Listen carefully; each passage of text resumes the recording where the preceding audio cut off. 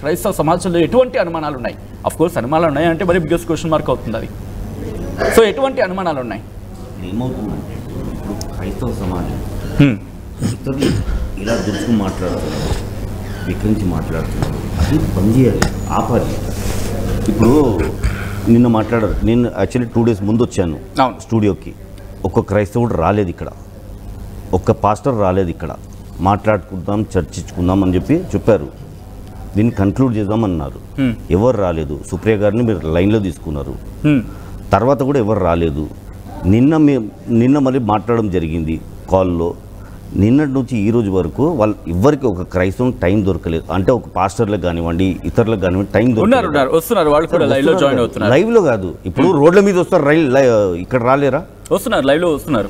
Live కాదు, ఇప్పుడు రోడ్ల మీద వచ్చే మనుషులు, రోడ్ల మీద వచ్చి ధర్నాలు చేసే మనుషులు ఒకసారి వచ్చి మాట్లాడి ఎలా చేద్దాము, ఏం చేద్దాం, నెక్స్ట్ ఏంటి, నెక్స్ట్ అనే పరిణామం లేదు. యాక్చువల్ వాళ్ళు ఏంటి వాళ్ళు ఏం చేద్దాం అనుకుంటున్నారు?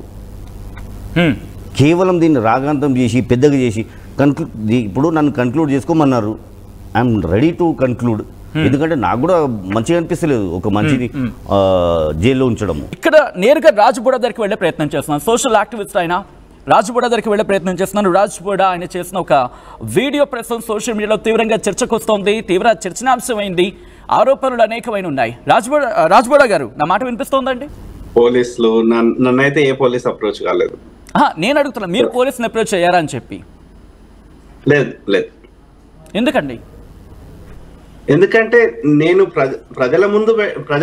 ప్రజలకి మనము ఇన్ఫర్మేషన్ తెలియజేస్తే అందరం కలిసి పోలీసుల మీద ప్రెషర్ పెడతాం.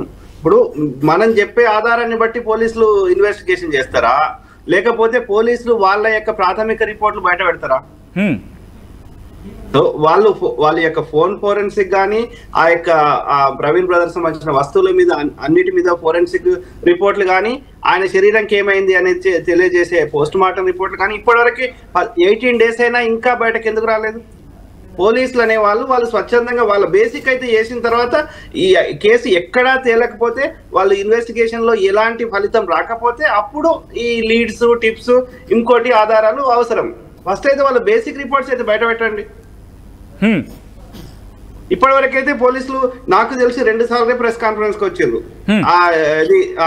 ఫస్ట్ టైం, సెకండ్ టైం ఏమో ఐజీ గారితో వచ్చారు.